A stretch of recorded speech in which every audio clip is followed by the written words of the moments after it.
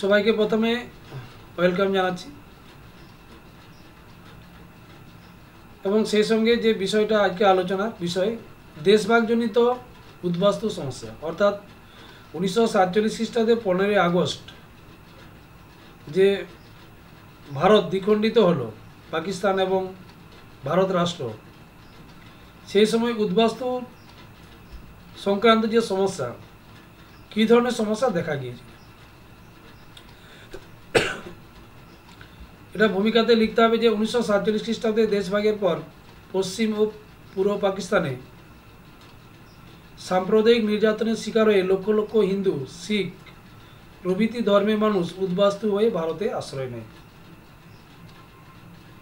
পশ্চিম পাকিস্তান মানে পাঞ্জাবের পশ্চিম অংশ, পূর্ব পাকিস্তান মানে বর্তমান যে বাংলাদেশ থেকে।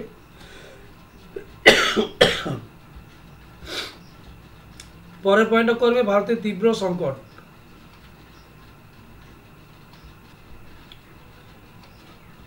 ভারতের তীব্র সংকট এটাতে কি লিখবে, পাকিস্তান থেকে আগত লক্ষ লক্ষ উদ্বাস্তু অর্থনৈতিক দায় দায়িত্ব গ্রহণ করা সদ্য স্বাধীন ভারতের পক্ষে খুবই কঠিন সমস্যার সৃষ্টি করে।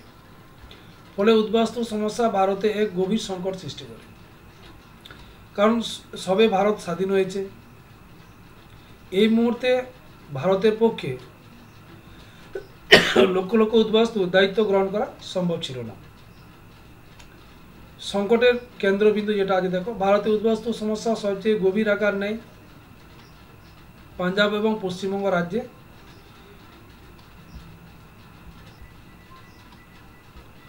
কেননা এই দুই রাজ্যে সবচেয়ে বেশি সংখ্যক উদ্বাস্তু আশ্রয় নেয়। উদ্বাস্তু যারা উদ্বাস্তু হয়েছিল পাকিস্তান থেকে বা বর্তমান বাংলাদেশ থেকে, তারা কিন্তু আশ্রয় গ্রহণ করেছিল পাঞ্জাব এবং পশ্চিমবঙ্গ রাজ্যে।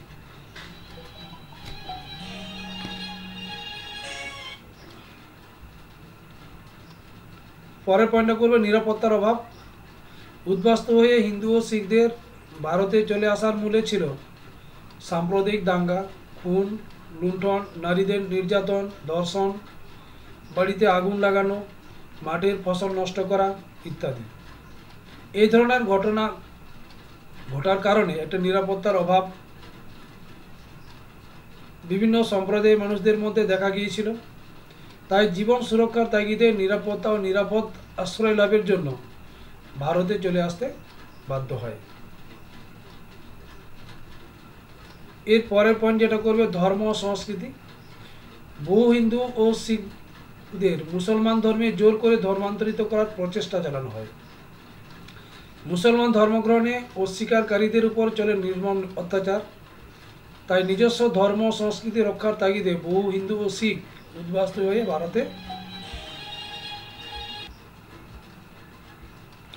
ভারতে চলে আসে।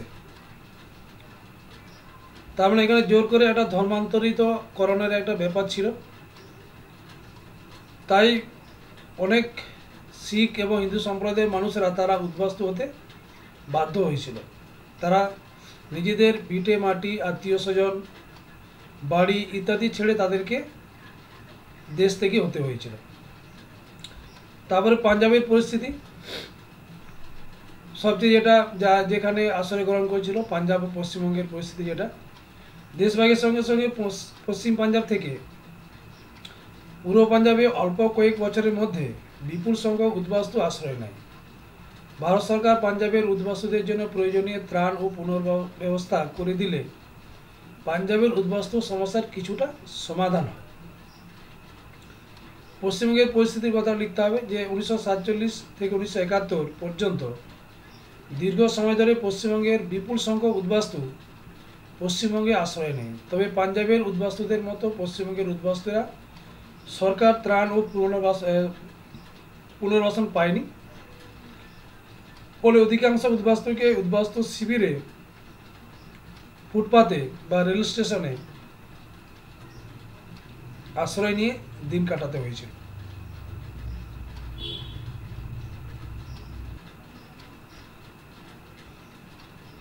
নিচে যে একটা পয়েন্টটা লিখেছি দেখো, শরণার্থী সমস্যা, এটাকেও যুক্ত করতে পারো। কারণ দেশভাগের পর পশ্চিম পাঞ্জাব থেকে বা পূর্ব পাকিস্তান থেকে লক্ষ লক্ষ হিন্দু এবং শিখ ভারতবর্ষে আসার কারণে সে সময় ভারতের সেই উদ্বাস্তুদের বাসস্থান বা পুনর্বাসন দেওয়ার ক্ষেত্রে কিন্তু বিরাট একটা জটিল আকার ধারণ করেছিল, বিরাট একটা সমস্যার সৃষ্টি করেছিল লক্ষ লক্ষ শরণার্থী বা উদ্বাস্তু আসার কারণে।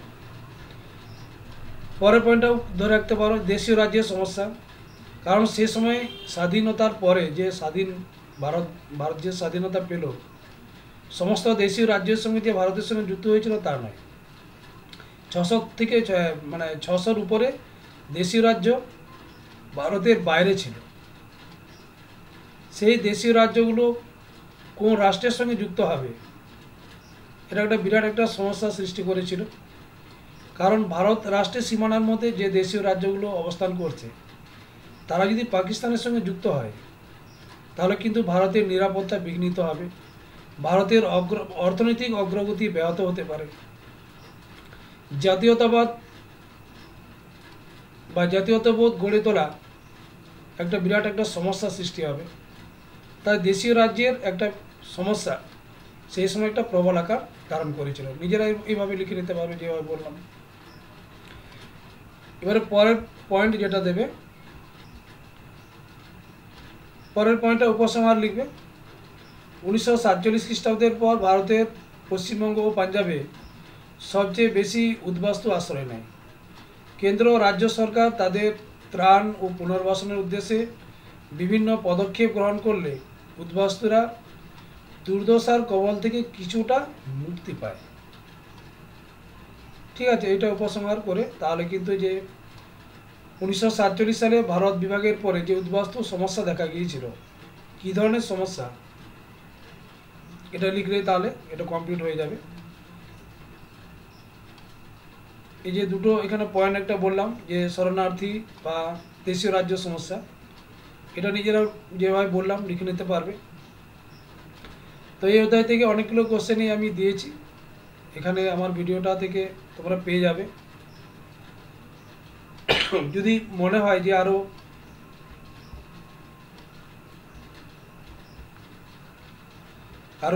কিছু প্রশ্ন এখানে আলোচনা করার প্রয়োজন আছে, তাহলে অবশ্যই আমি সেগুলো আলোচনা করে দেব। তো যতগুলো দিয়েছি আমি সেগুলো আমার সাজেশনে দেওয়া আছে, দেখবে। সেগুলো আমার মনে হয় বাই টু বাই সবগুলোই করে নিতে হবে। সেই জন্য আমি এরপরে অন্য একটাই ধরবো যে অধ্যায়গুলো গত বছর পড়েনি। আমি আগের দিনও বলেছিলাম যে 2, 3, 5 এবং 8 এই 4টে অধ্যায় 4 নম্বরের জন্য খুবই গুরুত্বপূর্ণ। এই 4টে অধ্যায়কে পুরোটা 4 নম্বরের জন্য সারতে হবে। বাকি এবারে 8 নম্বরের জন্য যেমন আছে সেগুলো সাজেশনে করা আছে, কোন কোন অধ্যায়গুলো 25 সালের জন্য গুরুত্বপূর্ণ, সেই অধ্যায়গুলো সেভাবে আলোচনা চলতেই থাকবে। তো এই পর্যন্তই, সবাই ভালো থেকো, এবং যারা সাবস্ক্রাইব করোনি আমি বলবো অবশ্যই সাবস্ক্রাইব করো। সাবস্ক্রাইব করেই আমার সঙ্গে থাকো, নিশ্চয়ই তোমাদের উপকার হবে। সামনে আরও বিভিন্ন ধরনের কোশ্চেন আলোচনা হবে, ছোট বড় এমসিকিউ বা এসিকিউ, বিবৃতি, ম্যাপ পয়েন্টিং, এগুলো পরপর আলোচনা চলতে থাকবে। ঠিক আছে, তো এই পর্যন্তই, সবাইকে শুভরাত্রি, গুড নাইট জানালাম। সবাই ভালো থেকো।